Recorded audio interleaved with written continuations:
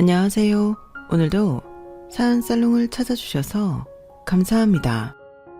저는 결혼 9년 만에 지긋지긋한 결혼 지옥에서 탈출하고 재작년에 돌싱이 된 초등생 아이를 가진 엄마입니다.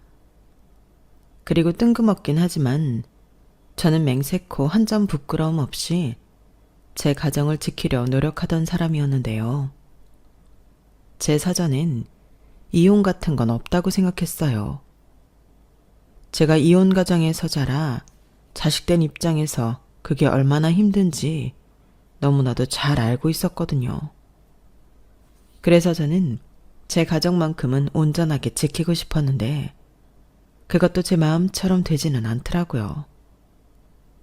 솔직히 어릴 때는 이혼을 선택한 엄마를 많이 원망하기도 했었는데 제가 막상 이혼을 하고 보니 우리 엄마도 그럴 만한 이유가 있었겠구나. 비로소 엄마를 이해하는 딸이 되었어요. 저는 부끄럽게도 엄마처럼은 안 살 거라고 말하던 싸가지 없던 딸이었거든요. 그리고 살림만 하던 엄마가 저를 데리고 살기엔 벌이도 턱없이 부족했는데요. 그래서 어릴 때 돈 가지고 상처도 많이 받았어요. 친구들은 예쁜 옷을 입고 피아노나 미술학원에 다니는데 저는 그러지 못했거든요. 그러면서 그 친구랑도 자연스럽게 멀어지게 되었는데 사실 저는 그 친구들이랑 친하게 지내고 싶었어요. 하지만 그 친구들이 저를 멀리하려고 자기들끼리 붙어 다녔고 그렇게 너무나도 어린 나이에 돈 없는 서러움을 알아버린 거예요. 그래서 저에게 어릴 때부터 돈이란 많으면 많을수록 좋은 거, 돈이 있어야 무시를 당하지 않는다 이런 거였는데 솔직히 지금도 그 생각은 변함이 없었어요. 그렇다고 돈이라면 물불을 가리지 않고 돈이 있다고 돈 없는 사람을 무시해도 된다고 생각하는 건 절대 아닌데요. 어릴 때부터 돈이 있어야 내 행복을 지킬 수 있다는 생각에 어른이 되어서도 돈을 허투루 써본 적이 없었죠. 학교 다니면서 용돈을 받기도 또 벌기도 했었는데 그 돈도 거의 쓰지 않았어요. 누가 보면 궁상이라고 생각할 수 있지만 저는 정말 필요한 곳이 아니라면 돈은 안 쓰는 게 맞다고 생각했어요. 그렇다 보니 20대 직장인이 되었을 때도 저는 제 나이 또래에 비해 돈을 제법 많이 모았었는데요. 어찌 보면 어릴 때 그런 일을 겪어 어른이 되어서도 돈 개념이 확실하게 잡힌 셈이었죠. 그에 반면 전 남편의 집은 그럭저럭 꽤 잘 살았어요. 전 남편의 말을 들으니 일찍부터 서울 목동에 40평대 아파트를 장만해 살고 있었다고 하더라고요. 그리고 인서울 대학 입시에 실패한 딸을 국내에서 재수시키지 않으려면 돈 버리는 짓인 걸 알면서도 신우를 캐나다 유학을 보냈는데요. 일단 그것만 봐도 저희 집이랑은 비교도 되지 않았죠. 사실 저는 남편이 그렇게 여유 있는 집 아들인 줄 모르고 만났거든요. 저와 전 남편은 소개로 만났어요. 그때는 그저 평범하고 저랑 크게 차이가 나지 않을 거라고 생각했는데 이야기를 하면 할수록 그게 아니라는 걸 알게 되었어요. 왜 그런 사람들 있잖아요. 고생 한번 하지 않은 도련님 느낌이 나는 사람이요. 그냥 겉모습만 봤을 때는 몰랐는데 말투나 행동들을 보니 저 사람은 저랑 다른 사람이라는 걸 알아차렸어요. 그런데요, 참 이상하게도 그 남자의 그런 모습이 나중엔 호감이 생겼는데요. 원래 자기한테 없는 모습이 끌린다고 저는 그런 전 남편의 모습이 싫지 않았어요. 지금 생각해보면 저랑 너무 달라서 신기했던 거죠. 그러다 연애를 하면서 시댁 상황에 대해 듣게 되었고 저희 집이랑 차이가 많이 나니 부럽기도 하면서 또 주눅이 들기도 했는데 그래도 저는 전 남편이 좋아서 헤어질 생각은 하지 않았어요. 대신 우리 집은 그렇게 잘 살지 못하고 친정엄마가 없는 살림에 저 대학 보낸다고 대출 받고 또 빌라지만 집을 사느라 대출을 받아 집에 빚이 좀 있다는 사실을 오픈했는데 그 사람은 그걸 대수롭지 않게 생각하더라고요. 그래서 더 편하게 만났죠. 그러다 결혼을 생각하게 되었고 저희 두 사람은 부부의 연을 맺기로 했는데요. 그렇게 처음 시댁에 인사를 갔던 저는 뜻밖의 시부모님의 환대를 받았어요. 집도 생각했던 것보다 훨씬 크더라고요. 그리고 자리에 앉아있는 내내 비싸고 고급진 음식이 무슨 코스 요리처럼 줄줄이 나왔는데 그때부터 시부모님의 돈 자랑이 시작되었어요. 원래 두 분 다 소위 말하는 있는 집 자식들이었고 그렇게 양쪽에서 재산을 물려받아 여유가 많다고 하셨는데 저는 어색하게 그 얘기를 들으면서 웃고 있었네요. 딱히 할 말이 없잖아요. 단 들으면 들을수록 우리 엄마에 대해 물으시면 뭐라고 대답해야 하나 머릿속이 좀 복잡했는데 이미 당신들 아들에게 들었는지 시부모님은 저희 집이나 저희 엄마에 대해서는 단 한 가지도 묻지 않으시더군요. 그런데 그렇게 돈 자랑하시고 또 여유가 많다고 했던 시부모님이 저희가 결혼을 해도 경제적인 지원은 일절 해주지 않겠다고 하셨어요. 대신 집 구할 돈이 없으면 시댁이 방도 많고 넓으니 들어와서 살라고 하셨는데요. 사실 경제적으로 도움을 주지 않으려고 했을 때는 두 분에게 시커먼 속내가 있었던 거였어요. 자기들이 돈을 보태주지 않으면 저희가 집 구할 돈이 없으니 자기 집에 들어와 자기들을 모시고 살 거라고 생각하셨더라고요. 하지만 저는 앞서 언급했듯 그리 많은 나이는 아니었어도 모아놓은 돈이 꽤 있었고 애당초 친정이 어려워 친정엄마의 도움을 받지 못하기에 시댁에도 도움받을 생각이 전혀 없었는데 그 점을 시부모님이 몰랐어요. 아니, 자기들 기준에는 그럴 거라고 생각하셨겠죠.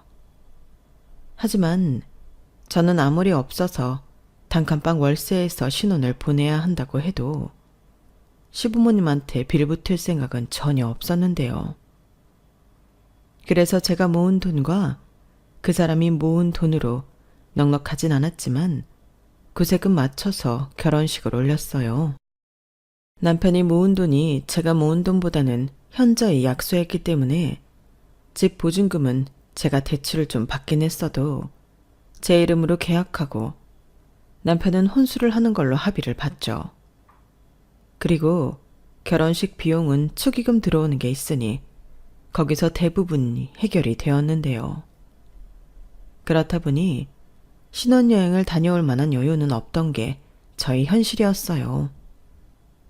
하지만 남편은 다른 건 몰라도 신혼여행은 가야 하지 않냐고 많이 아쉬워했고 결혼 준비하면서 거의 90%는 제 의견에 따라줬던 남편이라는 걸 잘 알기에 저는 가까운 곳이라도 다녀와야겠다는 생각을 하게 되었는데 그래서 비상금으로 가지고 있던 돈의 일부로 3박 4일로 제주도 여행을 예약했어요. 자기야, 아무리 그래도 신혼여행인데 제주도는 좀 그렇지 않아? 우리 지금이라도 중국이나 일본 쪽으로 바꿀까? 뭐하러? 제주도도 비행기 타는 건 똑같은데. 그리고 우리 지금 여유가 없어서 이것도 감지덕지야. 사실 나는 신혼여행 따로 안 가도 되는데 자기가 꼭 가야 한다고 해서 여기에도 이것저것 돈백은 썼잖아. 그럼 신혼여행 가면서 그 정도는 기본이지. 무슨 게스트하우스를 가? 우리 지금은 제주도 가는 걸로 만족해야지만 다음엔 꼭 해외여행 가자. 내가 돈 많이 벌어서 자기 호강시켜 줄게. 정말이지? 약속했다. 저는 사실 제주도든 어디든 상관이 없었어요. 제가 사랑하는 사람이 같이 있는데 그게 어디든 다 좋았죠. 저는 심지어 경주나 설악산을 가도 좋다고 생각했었는데 비행기를 타지 않으면 남편이 실망할까봐 어쩔 수 없이 제주도를 선택했어요. 그리고 결혼 준비하는 내내 또 신혼생활 동안 저는 줄곧 남편에게 제가 바라는 가정에 대해 이야기하는 것을 좋아했는데요. 저는 꿈이 있었거든요. 아이 둘 정도 낳고 남편과 제가 사이좋게 내 집 마련해서 단란하고 화목한 가정을 이루는 것이 제 인생 목표였어요. 어찌 보면 남편이 나고 자란 시댁이 제가 바라는 꿈이었는데 남편은 그까짓 게 뭐가 어렵냐고 자기만 믿으라고 늘 큰 소리를 치더군요. 그리고 결혼 후에는 가장이 되었다는 생각에 누구보다 제 말을 존중하고 따라줬던 남편이었는데요. 심지어 자기는 있으면 다 쓴다며 제가 말하기도 전에 경제권도 모두 저에게 넘겼고 월 30만 원씩 핸드폰비 포함해 용돈을 받았어요. 분명 그 돈이 턱없이 부족했을 텐데 군말도 하지 않고 제 꿈을 위해 같이 노력해 주었죠. 그 모습이 살면서 어찌나 고맙던지. 사실 결혼하고 달라지는 남자들이 태반이잖아요. 그런데 남편은 오히려 좋은 방향으로 사람이 바뀌어 제가 사랑하지 않을 수 없게 했고 그런 점이 좋아서 결혼 생활 중 힘들었을 때도 그게 위안이었는데 그걸로도 극복하지 못한 문제가 제겐 있었죠. 다른 골치 아픈 일들은 남편이 저한테 잘하니까 그걸로 퉁치듯 덮고 갈 수 있었는데 합가를 바라고 있었던 시부모님과의 갈등은 저를 너무 점점 궁지에 내몰았어요. 처음부터 당신들 계획이 비껴나가 분했던 마음이 제가 정식으로 며느리가 되고 난 후부터 저에게 화살이 되어 날아왔거든요. 게다가 자기 아들이 제 뜻에 순순히 따르니 그 모습에 약올라 하셨는데 그래서 저를 불러다 악의적으로 시집살이를 시키려 하셨는데요. 아직 시부모님 두 분 다 환갑도 되지 않았었는데 뭐가 그렇게 힘들어서 집안일을 못하시는 건지 시어머니는 일주일 내내 일거리를 쌓아두고 저더러 와서 도와달라고 징징거리셨어요. 처음이야 저도 시어머니와 잘 지내고 싶으니까 아무리 힘들어도 시어머님이 부르면 가서 집안일을 해드리고 오곤 했었는데 이게 시간이 지나면 지날수록 상습적이더라고요. 그래서 한 번은 몸이 너무 힘들어 못 간다고 했었는데요. 시어머니는 펄쩍 뛰시면서 네가 그럴 줄 알았다고 다시 합가 이야기를 꺼내기 시작하셨어요. 내가 이래서 너랑 나랑 같이 살아야 한다는 거야. 괜히 두 집으로 나눠 사니까 내가 이렇게 너한테 매번 아쉬운 소리나 하고 이렇게 너 힘들다고 거절하면 나는 뭐 기분이 좋겠니? 그렇다고 내가 너 말고 며느리가 또 있기나 해? 그러지 말고 그 집 정리하고 여기로 들어와 살아. 너는 멀쩡한 집을 놔두고 왜 남의 집살이를 하고 있니? 어머니, 그게 무슨 말씀이세요? 제가 저희 집을 두고 왜 어머니 집에 들어가 살아요? 그리고 그렇게 말씀하시면 저는 오해할 수밖에 없어요. 어머님이 저 데려다 집안일 시키고 부려먹으려고 그러시는 것 같단 말이에요. 뭐? 너는 지금 나를 뭘로 보고? 나는 그냥 아들 며느리랑 같이 살고 싶은 마음일 뿐이야. 나가서 고생하는 게 안쓰러워서. 그렇다면 더더욱 어머님 집에 들어갈 수 없어요. 원래 사이가 좋아도 같이 살기 시작하면 갈등이 생기기 마련인데 어쩌다 한 번씩 봐야 서로 조심하고 좋죠. 대신 한 달에 2번은 갈 수 있도록 할게요. 뭐? 꼴랑 2번? 예, 일주일에 한 번도 적어. 너 한 달이 며칠인지 몰라? 저도 제 생활이 있는 건데 그건 어머님이 이해해 주셔야죠. 주중에는 회사 가는데 주말마다 시댁을 가면 저는 언제 쉬어요. 얘 말하는 것 좀 봐. 누가 들으면 내가 너 부려먹는 줄 알겠다.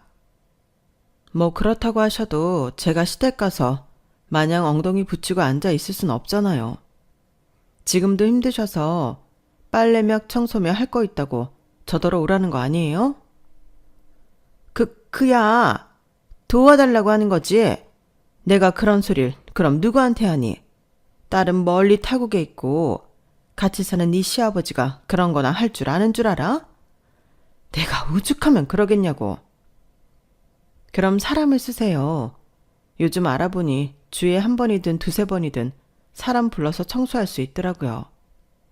막말로 어머님이 돈이 없으신 분도 아니고 저한테 아쉬운 소리 하지 마시고 사람 쓰세요. 뭐야? 너 지금 나더러 모르는 사람한테 내 집을 맡기라는 거니? 군소리 할 거 없다. 너 당장 와서 내가 시키는 거 해. 아니면 그 집 정리하고 내 집에 들어와 살든가. 이런 식으로 사람을 괴롭히셨는데 그러니 더더욱 시어머니와 같이 사는 건 싫었죠. 그날은 시어머니가 하도 난리를 피워서 남편을 보냈어요. 세탁기 돌리고 청소기 돌리고 식사는 대충 차려 드시라고 전에 친정 엄마가 싸주신 반찬과 국을 들려보냈는데요. 저희 시어머니가 바리바리 반찬을 싸들고 나타난 당신 아들을 보고 기겁을 하셨다더군요. 그리고 네가 어떻게 청소를 하냐며 됐다며 손 하나 까딱하지 못하게 했다는데 이때까지 남편도 제정신이라 제 편을 들며 이런 걸로 사람 괴롭히지 말라고 했답니다. 엄마가 언제 네 차를 괴롭혔다고 그래? 이게 괴롭히는 거지. 지금 보니까 엄마 멀쩡하네. 뭐가 멀쩡해? 겉모습만 그런 거야. 속은 다 굶고 아프다고. 넌 근육이 보여? 아무튼 이제 여기 집안일은 엄마가 알아서 해요. 사람을 부르던지 아버지를 시키던지. 뭐가 어쩌고 저째? 저놈이 장가를 가더니 미쳤나? 왜 가만히 나를 걸고 넘어져? 나는 평생 그런 일 안 하고 산 사람이야. 새 식구가 들어왔으면 당연히 젊은 며느리가 해야지. 아버지, 이제 어디 가서 그런 얘기하면 큰일 나는 세상이에요. 남녀가 똑같이 일하는데 왜 여자라고 집안일까지 해야 해요? 저도 요즘은 청소기도 돌리고 분리수거도 하고 설거지도 해요. 안 그러면 못 살아. 됐어 이놈아. 누가 너더러 그렇게 지질이 궁상으로 살래? 자고로 여자애는 초장에 잡아야 하는 건데. 그런 말도 하면 안 되고 초장에 잡긴 뭘 잡아. 아무튼 난 말했어요. 이런 대화를 나눴다고 하는데 저런 사람이 제 남편이라는 게 저는 너무 든든했어요. 그래서 나중에 제가 남편한테 뒤통수를 맞을 거라는 건 상상도 하지 못했는데요. 그렇게 시부모님과는 신경전을 벌이는 가운데 신혼생활은 달콤했어요. 그리고 결혼 2년 만에 아이가 생겼고 그게 저희 딸인데요. 원래는 조금 더 자리를 잡은 뒤 아이를 갖고 싶었지만 엄마 아빠를 조금 일찍 찾아온 아이를 마다할 순 없었어요. 하지만 저희 집은 맞벌이를 하지 않으면 안 되는 집이었고 그때는 전세를 2년 더 살더라도 더 좋은 동네와 집으로 이사를 가고 싶은 마음이 있던 터라 임신한 사실이 좋으면서도 걱정이 한가득이었죠.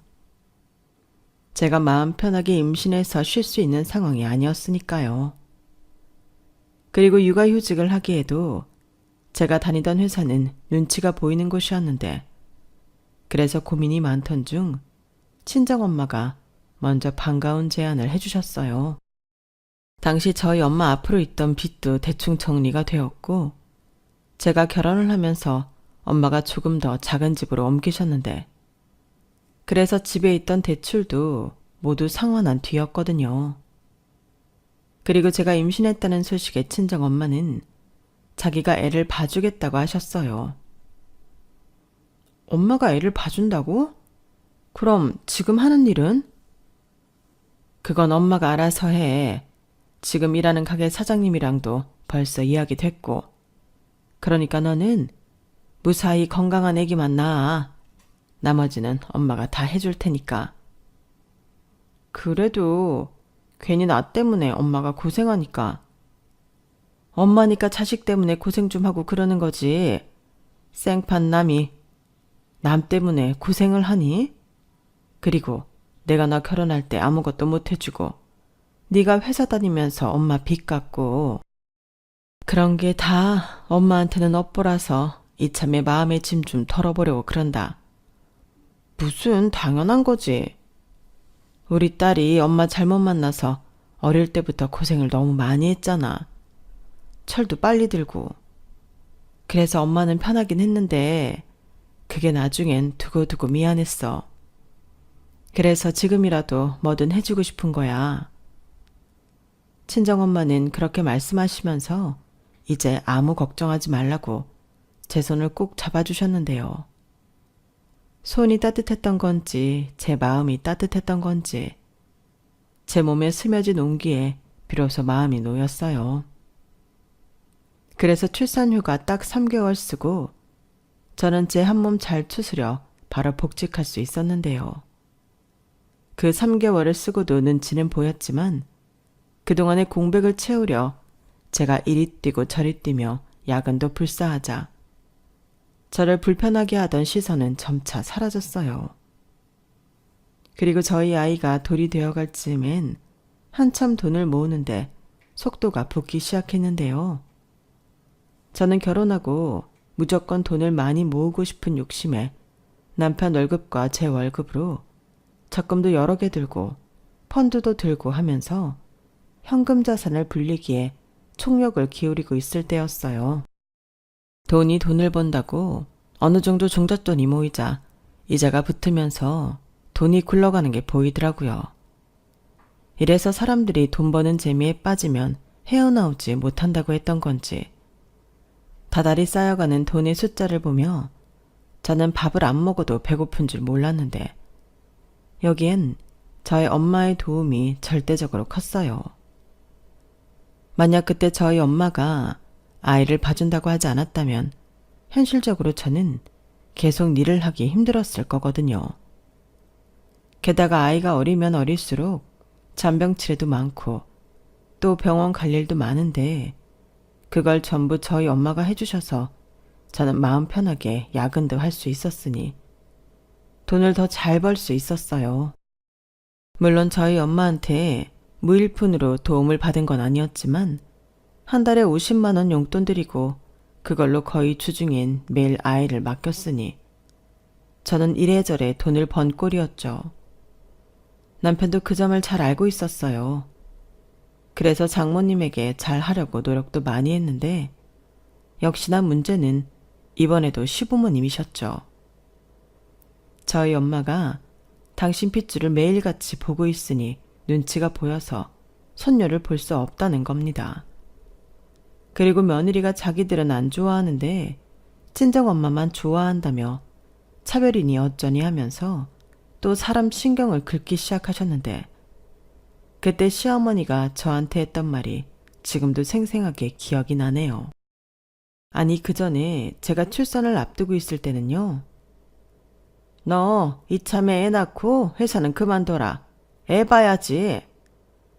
아니 애는 저희 엄마가 봐주신다고 하셨어요. 제가 일을 쉴 수 있는 상황이 아니라서. 아니 그래도 그렇지. 어떻게 너는 너 일하겠다고 니네 엄마한테 애를 보라고 해? 왜? 돈 때문에 그러니? 그래서 내가 그 집 정리하고 우리 집으로 들어와 살라고 했잖아. 오히려 잘 됐다. 그럼 이참에 애 낳기 전에 그 집도 정리하고 우리 다 같이 살자. 그럼 너도 힘들게 밖에 나가서 일 안 해도 되잖아. 엄마, 또 그 소리야? 아니 왜 그렇게 우리랑 같이 못 살아서 안달이야. 왜긴 내 자식 며느리 손주까지 내 옆에 두고 싶어서 그렇지. 그러게 처음부터 같이 살았으면 좋았잖아. 어머니, 아무리 그러셔도 그건 아니라고 생각해요. 방법이 없는 것도 아니고 저희 엄마가 먼저 애를 봐주시겠다고 하셨으니 저희는 예정대로 아이 맡기고 맞벌이 할게요. 뭐야? 너도 참 고집스럽다. 너 내가 시집살이 시킬 것 같아서 그러니? 아니요, 그것 때문이 아니라 제가 불편할 것 같아서 그래요. 돈도 빨리 벌어서 집도 사고 싶고요. 그래, 엄마. 우리 집 살 거야. 그러니까 괜히 이상한 소리 좀 하지 마. 너야말로 입 다물고 있어. 집을 사고 싶으면 더더욱 우리랑 같이 살아야지. 공과금에 생활비에 같이 살면 줄일 수 있는 돈이 얼마나 많은데. 아니요. 저희는 지금처럼 저희 생활에 맞춰서 하고 싶어요. 라며 또다시 합가에 대한 실랑이를 벌였는데, 그래서인지 제가 딸아이를 낳고 난 후에도 축하 인사는커녕 아기 낳은 첫날 병원에 오시고 아이 보러 오시지도 않았어요. 제가 먼저 같이 사는 걸 거부했는데 며느리 눈치 보여서 첫손녀도 못 보신다고 이상한 말을 하시더라고요. 그땐 옆에 저희 엄마도 있고 하니 속으로 또 시작이구나 하며 신경도 쓰지 않고 넘겨버렸는데, 아이 낳고 돌이 지나도록 저희 엄마가 계속 저희 애를 봐주시니 또다시 시부모님, 특히 시어머니가 부하가 치밀어 오르셔서 저에게 이렇게 막말을 하셨더랬죠. 너도 참 양심 없다. 아니, 어떻게 친정엄마한테 여지까지 애를 보게 할 수가 있니? 너는 니네 엄마한테 미안하지도 않아? 효도는 못할 망정 다 늙어서 애나 보게 만들고 불효가 따로 있어? 네가 하는 게 불효 중에 불효야. 내 말 듣고 우리 집에 들어와 살았으면 내가 애기도 봐주고 사돈이 고생할 일도 없는데 너는 어쩜 그렇게 네 생각만 하니? 저런 말을 듣고 있는데 저라고 기분이 좋을 리 없잖아요. 뭐 친정 엄마한테 미안한 건 맞지만 저희 엄마가 먼저 괜찮다고 그렇게 해주시겠다고 하셨고, 시어머니는 자기랑 같이 살면 자기가 애를 봐줄 거라고 하지만 사실 그 말은 신용이 가지 않았어요. 자기 살림도 힘들다고 저한테 떠넘기시는 분이 애를 봐주면 뭐 얼마나 봐주겠어요. 보나마나 하루는커녕 반나절도 안 돼서 나는 못하겠다고 나자빠질 게 뻔했는데, 그래서 됐다고 저희 엄마가 먼저 말씀하시지 않으시는 한 지금처럼 하고 싶다고 말씀을 드렸어요. 그러자 이젠 제가 자기를 무시한다며 시어머니가 더 목소리를 높이셨는데요. 너 내가 우습지? 왜 그렇게 시애미 말을 안 듣냐? 이참에 같이 살면 돈도 아끼고 두 집 살림 하던 거 하나로 합쳐서 좋고 효도도 할 수 있는데 뭐가 그렇게 싫다는 거야? 너 내가 말하면 무조건 다 싫은 거니? 그럴 리가요. 제가 좋아할 말을 해주시지 않으니까 그렇죠. 두 집 살림하는 거 하나로 합친다는 말이 무슨 의미예요? 저더러 어머님, 아버님 몫의 살림도 하라는 말씀 아니세요? 그래, 맞다. 며느리가 시부모 모시고 봉양하는 건 당연한 건데 뭘 그렇게 핏대까지 세우면서 덤비니? 내가 뭐 못할 소리 했어? 친정 엄마가 저희 애 때문에 고생하는 것도 맞고 그래서 제가 미안한 것도 맞긴 한데요. 그래도 시댁에는 절대 안 들어가요. 제가 미쳤어요? 거기 들어가면 저만 고생길이 훤한데. 그러니까 아무리 불효라고 하셔도 그건 저랑 저희 엄마 문제니까 신경 쓰지 마세요. 그리고 절대 어머님이랑 같이 사는 일 없으니까 꿈도 꾸지 마시고요. 뭐야? 너 지금 뭐라고 했냐? 너 말 다 했어? 네, 제가 뭐가 아쉬워서 시댁살이를 해요. 저 결혼할 때 시어머니한테 실반지 하나도 받은 거 없어요. 물론 기본적인 도리는 하겠지만 일부러 시키는 시집살이는 하고 싶지 않아요. 저는 아랑곳하지 않고 제 생각을 똑바로 말했어요. 그러자 시어머니는 혈압도 없으시면서 뒷목을 잡으셨고, 제가 할 소리 못할 소리도 구분도 못한다며 이래서 애비 없는 자식은 가정교육이 엉망이야. 호르몬 밑에서 뭘 보고 자랐겠어? 지밖에 모르고 이기적으로 자랐지.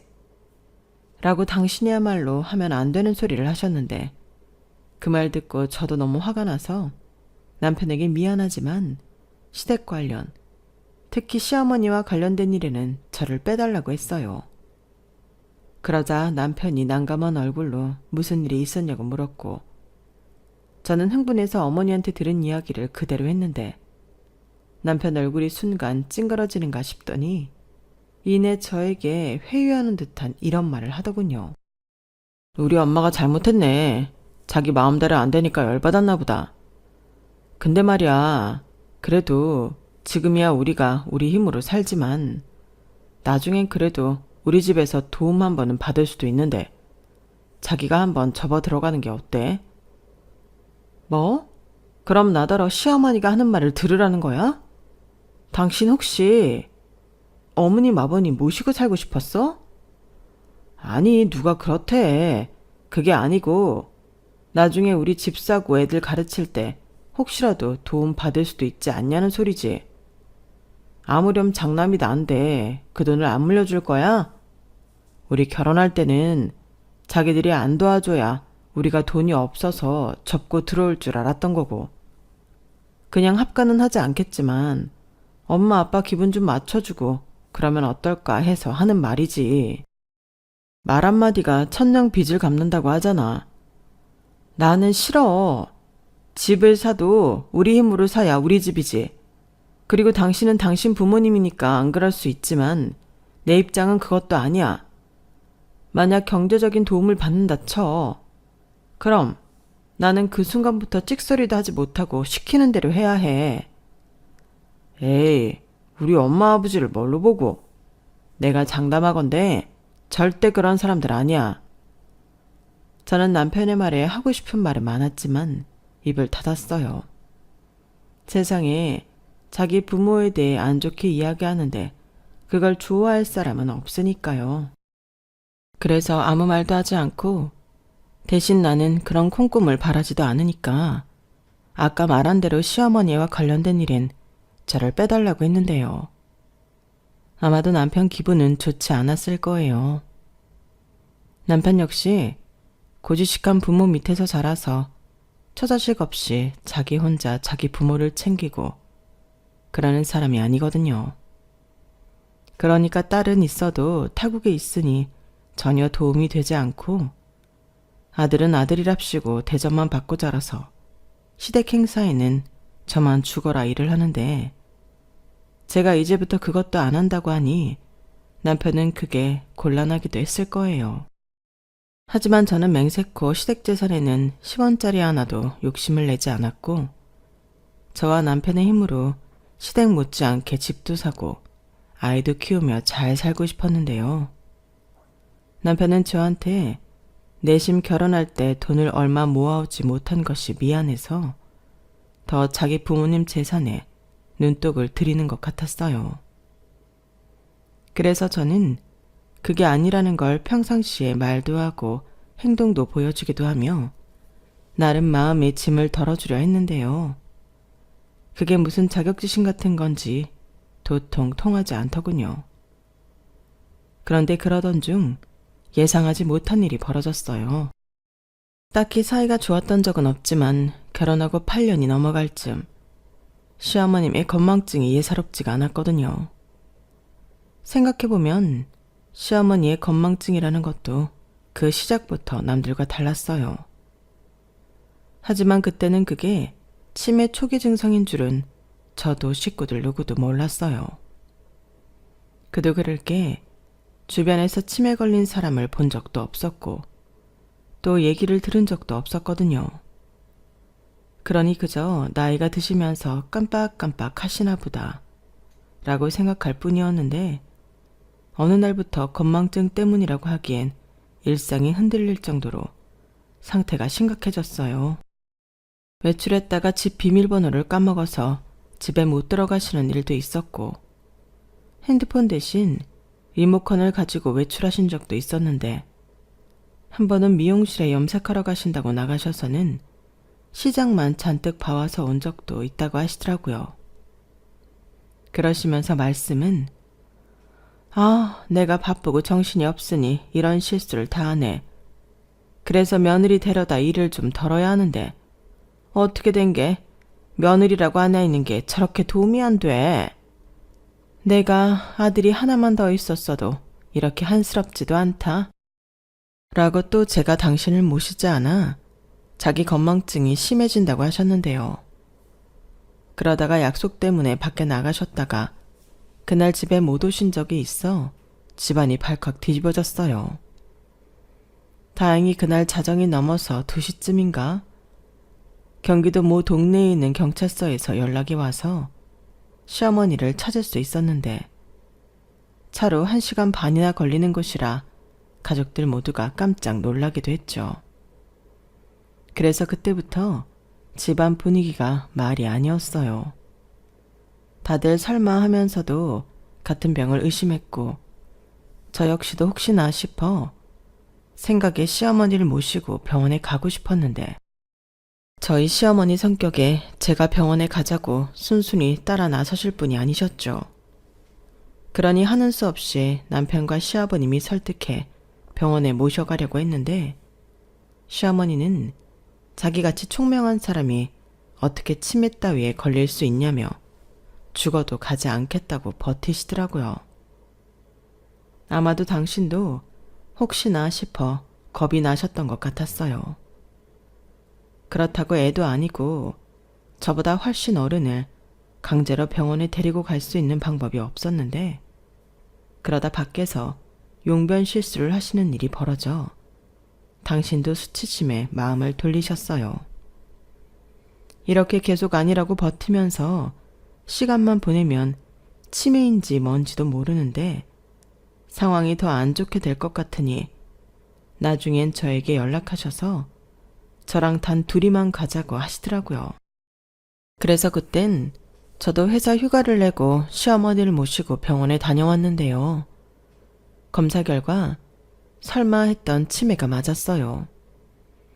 그땐 저도 시어머니도 충격 그 자체였는데 이미 많이 진행이 되기도 했다며 병원에서는 증상을 늦추는 약을 처방해 주셨어요.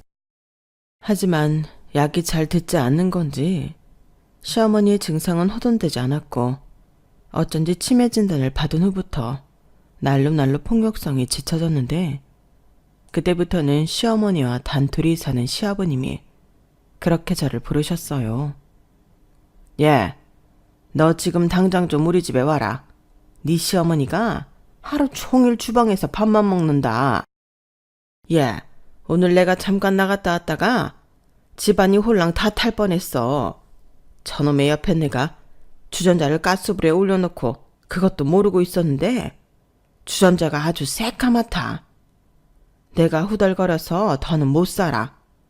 사태가 사태인 만큼 이제 너 여기 들어와 살아라. 네 시어머니 간병해야지. 언제까지 너더러 하라고 할 참이냐? 이런 식으로 저를 부르다 못해 이젠 시아버님이 저더러 들어와 살면서 치매 걸린 시어머니를 보라고 하셨는데요. 저는 그것만은 하고 싶지 않다고 했어요. 대신 매일 퇴근 후 들리는 걸로 하겠다고 말씀을 드렸는데 너 지금 그게 말이 되는 소리냐? 그럼 너 없는 낮 동안 나는 어쩌라고? 저 불효 막 심한 것 같으니라고. 라고 역정을 내시면서 큰 소리를 치셨는데 저는 그때도 제가 나쁜 사람인지는 모르겠지만 이해할 수 없었어요. 시아버님이 딱히 직업이 있는 분도 아니셨고 당시 어디에 투자를 하셨는지 거기서 나오는 수익을 받으며 지내는 분이셨는데 그렇게 시간이 많으신 분이 다른 사람도 아닌 자기 아내를 어쩌지 못해 아들도 아닌 며느리인 저를 자꾸만 찾으시는 게 저는 불만이었어요.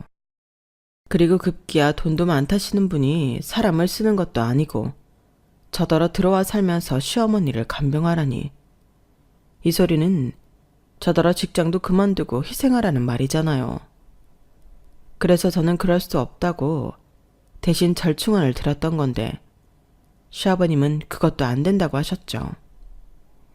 그래서 저도 또 다른 대안을 생각해 사람을 쓰시던 집이랑 가까운 요양시설을 알아보시는 게 좋지 않겠냐고 말씀을 드렸더니 이번에도 시아버님은 너도 사람이 그러는 게 아니다. 다른 사람도 아니고 시어머니가 치매에 걸려서 집안이 난장판이 되어가는데 너는 어떻게 너만 생각하니? 남자인 내가 뭘 더 어떻게 하겠어? 너는 내 걱정은 안 되니? 라고 하셨는데요. 솔직히 딸도 있고 아들도 있는데 왜 유독 며느리인 저한테만 저러시는 건지 그 마음이 뭔지 알 것 같아 더 싫었어요. 그렇다고 시어머니가 계속 깜빡거리는 채로 있는 것도 아니었는데 증상이 있다가 없다가를 반복하고 있으셨거든요. 물론 상태가 심한 날도 있어서 시아버님이 곤란했을 거라는 건 알고 있지만 저렇게 저한테 떠넘기려고 하시는 거엔 협조해드릴 수 없었어요. 그래서 남편한테 이야기해 보시라고 저도 강하게 나갔고 그날 저녁 퇴근하고 집에 들어왔는데 남편 표정이 좋지 않더군요. 남편은 시아버님에게 얘기를 들었는데 제가 자기 엄마를 요양원에 보내자고 한 말에 빈정이 상해 있었어요. 어떻게 자기 엄마를 시설로 보낼 생각을 하냐는 거였죠. 그러면서 한다는 말이 만약 장모님이 치매에 걸리셨다고 해도 자기 그럴 수 있어? 똑같이 시설에 장모님 보낼 수 있냐고 라고 저에게 따져 물었는데 저는 이렇게 대답했어요. 상황이 그렇다면 그래야겠지. 근데 만약 우리 엄마가 어머니처럼 치매라고 한다면 나는 회사 휴직계 내고 엄마 케어할 거야. 왜냐고? 내가 자식이니까. 그게 무슨 소리야? 친정엄마 시어머니 차별이잖아. 아니, 이게 왜 차별이야? 내 부모 내가 챙기는 거지. 그러니 자기도 어머니 시설로 모시는 게 싫으면 자기나 아가씨가 하면 되잖아. 만약에 자기가 뜻이 있어서 회사를 쉬고 어머니 간병한다고 한다면 그건 존중할게. 뭐? 내가 어떻게 엄마를 간병해? 내가 뭐 할 줄 아는 게 있어? 물론 자기한테만 무조건 희생하라는 소리는 아니야. 우리 어차피 전세 계약도 끝나는데 이참에 우리 집에 들어가서 살면서 같이 하자고. 그게 자식된 도리잖아. 도리? 그게 무슨 도리야. 지금 시댁에 들어가자는 말은 나더러 시어머니 간병은 물론이고 그 집 살림도 다 하라는 뜻이잖아. 나 싫어. 내가 왜 그래야 해? 정 그러면 캐나다에 있는 아가씨라도 불러. 걔는 학교 다니잖아. 학교 다니고 있는 애를 어떻게 불러? 학교에 다니긴 개뿔. 지금 몇 년 동안 졸업도 못하고 아가씨야말로 그게 뭐니? 거기에 쓸 돈 있으면 차라리 어머니 케어할 사람을 쓰시라고 해. 왜? 나한테 맡기면 돈도 안 들고 편해서 그러는 거야? 무슨 말을 해도 자기는 뉴스도 안 봐? 남한테 가족을 맡기기는 불안한 시대잖아. 그래서 나한테 맡긴다고? 아니면 사실은 자기 집이 그만한 돈을 감당할 수 없다는 거던가. 그래도 나한테 일방적으로 이러는 건 아니지. 남편은 치매에 걸린 자기 엄마를 제가 무조건적으로 모시기 싫어한다며 저를 세상 나쁜 사람으로 내몰았어요. 그리고 시아버님에게 무슨 말을 어떻게 들었는지 저더러 어떻게 그럴 수 있냐는 소리만 앵무새처럼 했는데 나중엔 자기 엄마가 너무 불쌍하다며 울더군요. 그렇게 자기 부모를 생각하는 마음이 깊은데 왜 케어는 자기가 못한다고 하는 건지 저는 도무지 이해가 가지 않았어요. 남편과 시아버지는 자기들이 남자라서 여자인 시어머니를 케어할 수 없다고 하는데 저는 그렇게 생각하지 않았거든요. 사실 저한테 맡기고 싶어하는 그 두 남자의 속내는 빤하잖아요. 그리고 치매라는 병이 사실 끝이 있는 병도 아니고 저는 자신이 없었는데요. 한번 시작하면 그때야말로 끝이라는 생각뿐이었어요. 그리고 그렇게 남편과 싸운 후 일주일 뒤인가 제가 둘째를 임신했다는 사실을 알게 되었는데 그때 한참 시어머니 치매로 신경을 많이 써서 월경이 늦어지나 했던 것이 임신이었더라고요. 그때도 참 타이밍적으로 곤란하긴 했는데 그래도 생긴 아이는 기쁜 마음으로 낳고 싶었어요. 비록 또 친정 엄마에게 몇 년은 아이를 봐달라고 부탁을 드려야 했지만 친정엄마도 제가 임신했다는 사실에 안 싸돈 일은 유감이지만 너무 잘 됐다며 기뻐하셨어요. 그리고 제가 말을 꺼내지 못하고 입만 뗐다 다물었다를 반복하자 저희 엄마는 제 마음을 단번에 알아차리셨고 걱정하지 말라며 이번에도 당신이 봐주시겠다고 하셨는데요. 그때 저희 친정엄마가 오랜 시간 청소일과 식당 일을 하시다 일을 그만두시기로 생각한 시점이었어요. 그래서 전에는 형편이 어려워 50만 원 드렸는데 이번에는 100만 원을 드리겠다고 미약하지만 성의를 표현했는데 문제는 역시나 시댁이었어요. 제가 입덧이 시작되면서 시댁에 가는 게 너무 힘들었거든요. 시어머니의 치매 증상은 심해지다가 그 수준을 유지하고 있었는데 살림을 거의 방치하다시피 하고 또 시어머니가 가끔씩 용변 실수까지 하고 그러니 집안 공기와 냄새가 저를 너무 힘들게 했어요. 그래서 진지하게 시아버님에게 제가 와서 케어하는 것도 너무 어렵고 이제는 결정을 하셔야 할 것 같다고 저희도 일부는 부담을 할 테니 사람을 부르시던 최대한 집에서 가까운 시설을 구하던 하자고 제안을 드렸어요. 하지만 시아버님은 절대 그럴 수 없다며 저더러 임신한 게 벼슬이냐고 그럴 거면 아이를 지우라고 하는 양반이었어요. 아니 어떻게 할아버지가 돼서 당신 손주를 지우라고 할 수 있죠? 저는 시아버님의 그 말에 또 흥분할 수밖에 없었어요. 그러자 이번엔 제가 치매에 걸린 시어머니 돌보기 싫어서 일부러 아이를 가졌다고 말도 안 되는 소설을 쓰셨는데 저는 그 말에도 너무 화가 나서 나는 내 자식이 더 중요하다고 그럼 저는 여기서 빠질 테니 시어머니 간병은 캐나다에 있는 아가씨를 불러들이든 남편과 같이 하시든 알아서 하시라고 통보했는데요. 중간에서 남편이 난감해 죽겠다는 얼굴만 하고 있더군요. 솔직히 그 모습도 너무 보기 싫었죠. 아이 아빠가 당연히 제 편을 들어야지 거기서 갈등할 일이 아니잖아요.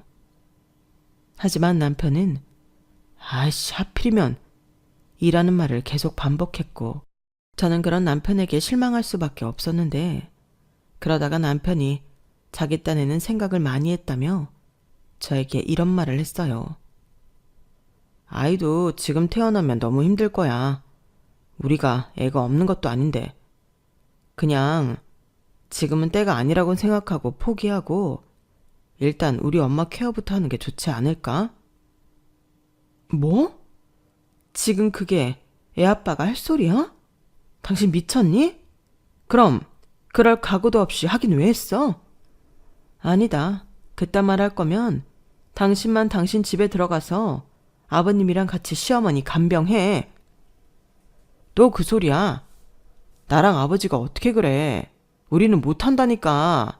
같은 여자가 해야지. 그럼 아가씨를 불러. 왜 같은 소리 하게 만드는 거야? 무조건 나여야만 하는 이유는 또 뭔데? 그야 자기가 며느리니까. 정말 웃겨.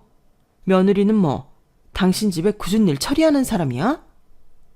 그럼 아버지한테 사람 쓰는 돈을 자기한테 주라고 하자. 그럼 되잖아. 싫어. 그 돈으로 사람을 쓰라고. 나는 우리 애기 낳을 거야.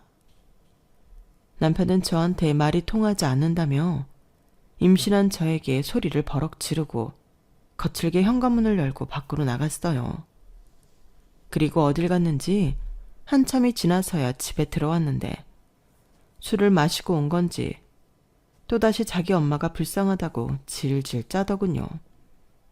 그러면서 자기가 착한 여자랑 결혼을 했으면 이럴 일도 없는데 장가를 잘못 가서 자기 엄마가 며느리 수발도 못 받는다며 서러워했는데 그 꼬라지에 가뜩이나 예민했던 저는 짜증이 났어요.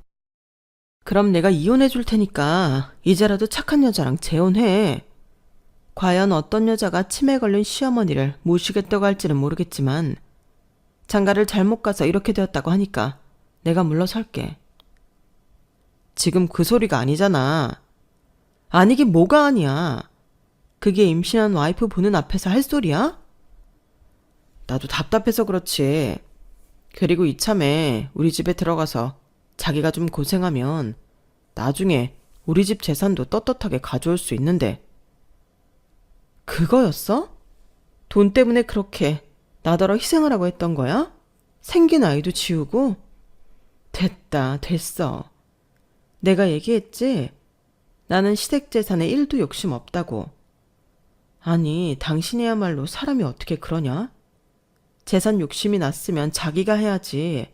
왜 나를 시키고 자기는 돈 욕심만 내고 있는 건데? 내가 또 언제 그랬다고 그래. 우리가 같이 받아서 쓰자는 거지. 누가 나 혼자 쓰겠대? 왜 사람을 쓰레기로 만들어? 아픈 시어머니 싫다고 하는 사람은 자기잖아. 남편은 끝까지 자기는 쓰레기가 아니라며 무조건 저만 나쁜 사람이라고 주장했어요. 하지만 제가 볼 땐 욕심에 눈이 멀어 자기 와이프 사지의 내모는 파렴치 안 같았고, 그때부터 저런 인간이랑 살아봤자 나중에 제가 아프게라도 하면 자기 혼자 살려고 할 인간처럼 느껴졌어요. 그래서 임신한 몸임에도 불구하고 이혼 생각을 여러 번 했는데 그때 주변에서 저를 말리더군요. 아직 아이도 어리고 임신했는데 이혼까지 하면 혼자 너무 힘들지 않냐고. 하더라도 아이들이 좀 크면 하라고 하는데 그때까지 참고 살 거면 이혼을 왜 하나 싶었어요. 그런데 상황이 쉽게 끝날 것 같지 않자 상황 다 알고 있으면서도 전화 연락 한 번 없던 시누이가 연락이 왔고, 대뜸 저더러 이런 상황에 임신이라니 생각이 있는 거냐며 자기 엄마가 치매에 걸린 것도 제가 합가를 거부해서 그런 거라고 억지를 부렸는데 그 부모의 그 자식이더군요. 그래서 제가 그게 왜 내 탓이냐, 그리고 내가 임신을 한 게 이렇게 욕먹을 일이냐고, 그렇게 니네 엄마 걱정되면 당장 귀국하라고 큰 소리를 냈는데 자기는 지금 학기 중이라 안 된다고 하는 겁니다. 게다가 자기는 아예 캐나다에서 결혼도 하고 영주권 따서 눌러 앉을 거라고 했는데 제가 느끼기엔 자기도 치매 걸린 엄마 안 모시려고 일부러 그러는 것 같아 보였어요. 그래서 내가 무슨 니네 집 봉이냐 종이냐 하며 계속 이렇게 내 탓만 하면 차라리 이혼하겠다고 했는데 시누이가 콧방귀를 끼며 이렇게 말했어요. 결국 언니도 아픈 시모 모시기 싫어서 이혼하겠다는 거네요. 어떻게 사람이 그래요? 언니, 그러다 나중에 똑같이 당해요. 지금 누가 할 소리를 하는 거예요? 아가씨 오빠도 그렇고 그 집 자식들은 전부 왜 그 모양인 건데요? 저도 결국엔 남이에요. 왜 남한테 이런 걸 강요하죠? 그래서 이혼까지 생각하는 건데 제가 오죽하면 그래요? 저라면 저희 엄마가 아픈데 캐나다에 못 있을 것 같아요. 막말로 지금까지 몇 년이에요? 10년 넘게 졸업 못했으면 그거야말로 문제 있는 거 아니에요? 제가 맞춰볼까요? 아가씨, 한국에 들어올 마음 없었잖아요. 어머니까지 치매에 걸려있으니 더하겠죠. 그래서 이 남자 저 남자 결혼하려고 찝쩍거리느라 학생 신분 유지하는 거 제가 모를 줄 알아요? 언니, 지금 말 다 했어요? 신우는 말은 저렇게 하면서도 전곡을 찔렸는지 그 다음 말은 잊지 못했어요. 그리고 이런 집구석 너무 치가 떨리게 싫어서 저는 친정엄마에게 이혼하고 싶다는 말을 하게 되었는데 저희 엄마는 한숨을 푹 쉬며 네가 정 그렇게 생각하면 그러라고 하셨는데 이혼하고 혼자 아이를 키운다는 게 어떤 건지 너무나도 잘 아는 엄마인지라 쉽게 다른 말을 하지 못하시는 눈치였어요. 하지만 여기서 사리분간을 못하는 사람이 또 있었는데 시아버님이 이젠 자기도 못 참겠다며 당장 짐을 싸서 들어오라고 저에게 불효령을 치시더군요. 그리고 그 소리를 들은 저녁 저는 심한 통증과 하혈을 했고 응급실에 실려갔는데 아이가 자연 유산되었다는 말을 듣게 되었고 저는 너무 괴로웠는데요. 자기 존재를 반기는 가족이 하나도 없고 제가 또 신경을 온전히 쓰지 못해 이런 일이 생겼나 싶어 죄책감이 들었어요. 그런데 똑같이 아이를 잃은 아빠인 남편은 되레 저에게 그거 봐. 그 애는 우리랑 연이 없었다니까. 이렇게 된 거 아픈 우리 엄마나 신경 쓰자. 라고 헛소리를 했는데 그때 딱 마음이 확고하게 정해졌어요. 저런 인간이랑은 하루라도 더 살고 싶지 않았어요. 그래서 저는 저 혼자 법원에 가서 이혼 서류를 챙겨왔고 남편한테는 결심이 서서 할 얘기가 있으니 퇴근하고 시댁으로 오라고 했는데 아마도 남편은 제가 시댁으로 들어갈 결심을 했다고 생각하는 것 같았어요. 그래서 혼자 좋다고 알겠다고 했는데 저는 전화를 끊자마자 혼자 이혼 서류를 작성했죠. 야무지게 도장도 다 찍었어요. 그리고 남편이 퇴근했다고 하길래 시댁으로 건너갔는데요.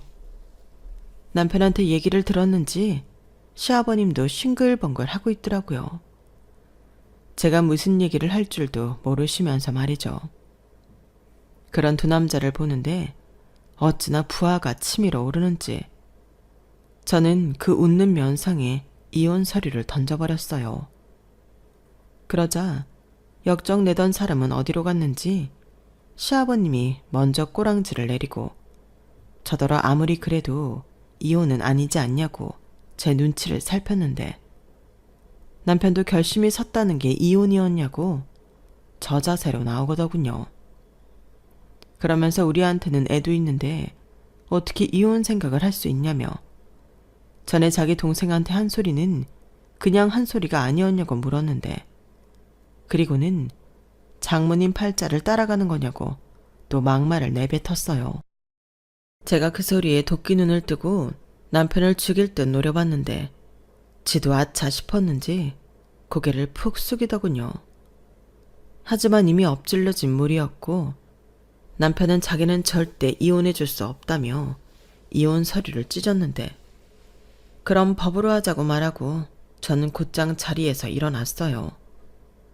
그러자 시어머니는 세상 모르고 주무시고 계신 가운데 두 남자만 똥줄이 타서 신발도 신지 못하고 저를 붙들려 나왔고 시아버님은 이렇게 된 거 세게 나가야 한다고 생각했는지 저더러 나갈 거면 집도 애도 다 두고 제 몸만 나가라고 했는데 제가 그 말에 콧방귀를 끼며 이렇게 대답했어요. 집은요, 제 돈이 전부 들어갔고 대출도 제 앞으로 내서 제가 갚았어요. 그런데 왜 제가 집을 두고 가죠? 집은 엄연히 제 거예요. 그리고 애는 원하시면 두고 갈게요. 뭐야? 지금 돈만 챙기고 애는 버리겠다는 거지? 그래놓고 전에는 너는 네 자식이 더 중하다고 그렇게 꼴값을 떨었냐? 꼴값이라뇨. 제가 먼저 애 두고 간다고 하지 않았어요. 아버님이 먼저 그러셨잖아요. 그래서 알겠다고 한 건데 뭐가 잘못됐나요? 지금이라도 아버님이 애 데려가라고 하면 저는 데려갈 거예요. 저는 처음부터 집도 애도 남편한테 줄 생각이 없었어요. 하지만 거기서 주춤하는 순간 주도권을 뺏길 것 같았고 저 인간들이 애까지 감당할 수 있는 인간들이 아니라는 걸 간파하고 있던 저는 나름 묘책을 쓴 건데 시아버님 속도 빤히 보이긴 했어요. 집 뺏기기 싫고 애랑 같이 살고 싶으면 이혼 소리는 하지 말라는 거겠죠. 하지만 이미 저는 이혼하겠다고 결심이 서버렸기 때문에 마음을 바꿀 생각이 전혀 없었는데요. 시아버님도 남편도 엄마 없이 자기들이 어떻게 딸이자 손녀를 키우냐며 징징거렸어요. 그래서 합의 이혼하면 위자료 청구는 하지 않겠지만 합의 이혼을 하지 않으면 끝까지 갈 생각이라고 엄포를 두고 그 집을 빠져나왔는데 다음날 자기한테 승산이 없다고 생각했는지 남편이 알겠다며 합의 이혼을 하자고 하더군요. 결국 양육권은 물론 양육비까지 매달 저한테 주는 조건으로 저는 이혼했고, 남편 앞으로 있는 통장은 돌려주되 집 보증금은 처음부터 제 거였으니 남편이 몸만 나가는 걸로 합의를 했는데요. 처음엔 자기가 혼수하지 않았냐고 1,000만 원이라도 더 가져가려 하던 남편은 제가 꼼짝도 하지 않자 순순히 포기했어요. 막말로 그 혼수들도 이제 오래되어 다 수명이 다 했는데 원하면 사온 물건들 전부 가지고 나가라고 했거든요. 그러자 자기도 새 것도 아닌데 됐다고 포기했고, 그런 합의로 원만하게 갈라서게 되었는데요. 남편 없이 아이 키우며 살 생각을 하면 조금 무섭긴 했지만 그래도 이 방법밖에는 없었어요. 근 10년이 되도록 합금 문제로 또 시어머니 문제로 시달릴 생각을 하며 참고 산 세월이 아깝기만 한데, 그래도 그때는 남편을 사랑했고 또 제 꿈이 있었기에 참고 살았던 거죠. 하지만 시어머니 치매 사건으로 남편의 밑바닥을 본 저는 제 꿈에 남편은 어울리지 않는 사람이라는 걸 알게 되었는데, 사는 게 이렇게 제 마음처럼 되는 게 아니더라고요. 뭐 어쩔 수 없죠. 그래도 끝까지 시어머니에게 휘말리지 않고 나중에 치매 걸린 시어머니까지 떠안지 않은 게 어디예요. 저는 그렇게 생각하고 앞으로 힘은 들겠지만 아이 키우며 열심히 살아가도록 하겠습니다. 살면서 이혼을 후회하지 않도록 더 잘 살 거예요. 그리고 이혼하고 1년이 넘어가도록 남편한테는 어떤 연락도 오지 않았는데, 그래도 명색이 아이 아빠인데 아이 보고 싶다는 연락이 한 번도 오지 않으니 그건 그거대로 괘씸하더라고요. 그런데 거기엔 또 이유가 있었어요. 앞에 제가 남편을 소개로 만났다고 말씀드렸잖아요. 제가 이혼하고 10개월이 지났을 즈음 저에게 남편을 소개해준 지인에게서 연락이 왔는데요. 제가 이혼했다는 얘기는 들었는데 선뜻 연락을 할 수 없었다고 했어요. 그런데 최근에 우연히 업무를 보다 남편을 만나게 되었고, 남편에게 현재 상황이 어렵다는 말을 듣게 되었다고 하는데, 이젠 전 남편이 된 그 인간이 집에서 쫓겨났다고 하더군요. 두 남자가 저희 이혼 후 치매 증상이 심해지는 시어머니를 감당할 수 없어서 신우를 불러들이기로 했고, 신우가 시댁 재산을 전부 자기한테 준다는 각서를 쓴다면 모를까, 절대 한국에 돌아가서 자기 엄마를 돌보고 싶지 않다고 했다는데 남편이 그럴 수는 없다고 했다나 봐요. 그리고 시아버님도 네가 그러면 경제적인 지원도 끊어버리겠다고 결정적인 한 방을 날렸고, 신우가 그럼 더 보고 살 필요도 없을 것 같다며 연을 끊자고 했다는데요. 저한테 아픈 시어머니 모시기 싫어서 이혼하는 거냐고 할 땐 언제고, 그 신우도 이기적인 사람이었어요. 자기는 자기 엄마 케어도 하기 싫으면서 저한테 다 떠넘기로 했잖아요. 그리고 마지막 카드인 신우 카드를 못 쓰게 되어 두 사람은 하는 수 없이 시어머니를 시설로 보내기로 했는데, 그때 시아버님이 남편한테 그랬답니다. 네가 네 마누라 간수 못해서 이 지경까지 왔으니까 네가 모든 비용을 다 대라. 아니 아버지, 엄마는 아버지 부인인데 왜 저한테만 돈을 내라고 해요? 따지고 보면 제가 이혼한 것도 다 엄마랑 아버지 때문이에요. 저 덕분에 몸만 딸랑 쫓겨났고 다달이 양육비도 보내야 하는데 언제라는 기억도 없이 시설 비용도 저더러 내라고요? 싫어요. 아버지는 돈도 있으면서 왜 그래요? 죽을 때 전부 가지고 가실 거예요? 남편은 그때까지 자기 집에 돈이 엄청 많은 줄 알고 있었던 것 같아요. 그런데 사실은 저희가 결혼한 이후 사기를 크게 맞아 돈이 씨가 마른 상태였는데, 그래서 저희를 합가해서 생활비를 내놓으라고 할 생각이었나 봐요. 그러니 집에 돈은 없고 시아버님이 앞으로 들어오는 200만 원으로 생활을 하셨는데 그 돈으로 간병인을 쓸 수도 없고 시설로 보낼 수도 없었던 거죠. 사실 하도 그러시길래 저도 살짝 의심하긴 했었어요. 그런데 그게 사실이었고 그걸 알게 된 남편은 그런 거면 빨리는 알려줬어야지. 괜히 그 돈 받겠다고 동생한테 도망갈 기회만 줬다며 자기 아버지를 원망했다고 하는데 그렇게 둘이 대판 싸우고 남편은 자기 아버지한테 쫓겨나는 신세가 되었다나 봐요. 돈도 안 내놓을 거면 자기 집에서 나가라는 거겠죠. 그래서 남편은 원룸 월세를 얻어 살고 있다고 했는데 그러게 마누라 말이나 잘 듣고 살지 인간이 막판에 왜 그랬나 모르겠어요. 만약 어설픈 효자 노릇을 하지 않았다면 지금쯤 저랑 잘 먹고 잘 살았을 텐데 말이죠. 아무튼 그런 소문을 최근에 듣게 되었는데요. 아마도 시어머니 때문에 그 40평대 아파트도 조만간 날아가지 않을까 생각이 됩니다.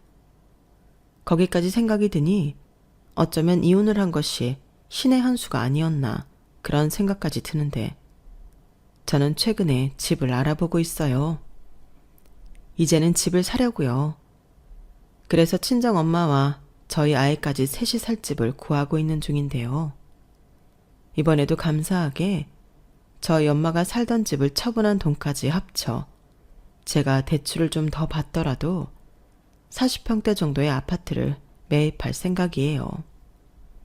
그러니까 제 이름으로 드디어 첫 집을 사게 되었는데 요즘은 그 생각만 하면 설레기도 하고 긴장이 되기도 합니다. 원래는 결혼해서 내 집 장만에 행복하게 사는 게 꿈이었는데 이혼하고 내 집 장만해서 행복하게 사는 걸로 꿈도 바꿔야겠어요. 그리고 앞으로 제가 사랑하는 친정엄마와 저희 딸을 위해 열심히 살아갈 생각인데요. 앞으로 우리 가족 건강하고 웃는 날만 가득하길 여러분들이 많은 응원해 주셨으면 감사하겠습니다. 지난 날을 되돌아보면 사실 후회스러웠던 순간은 단 한순간도 없었어요. 그만큼 저는 최선을 다했는데 그렇기 때문에 이혼한 지금도 떳떳하다고 할 수 있는 것 같아요. 제가 떳떳하지 않을 이유가 없으니까요. 그리고 저를 며느리라는 이유로 부려먹고 싶어 안달이었던 그 사람들이 자기들이 알아서 벌을 받은 것 같아 마음이 아주 흡족할 수가 있는데요. 10년 묵은 채찍이 내려간다는 게 어쩌면 이런 걸까요? 이렇듯 인생사 마음처럼 되지 않아도 결국엔 뿌린 대로 거두는 것 같은데 저는 앞으로 이왕이면 좋은 씨앗만 뿌리며 살아야겠습니다. 이왕이면 좋은 결실을 거두고 싶으니까요. 제 사연은 여기까지예요. 제 사연 어떻게 들으셨나요? 부디 즐거운 시간이었길 바라며 저는 이만 물러가겠습니다. 지금까지 제 사연 들어주셔서 감사드리고요. 항상 여러분들의 인생에 보람과 행복이 가득하길 바라겠습니다. 안녕히 계세요. 여러분, 사연 댓글에 응원과 현명한 조언 부탁드려요. 좋아요와 구독은 저에게 큰 힘이 됩니다. 오늘도 좋은 일 가득하세요.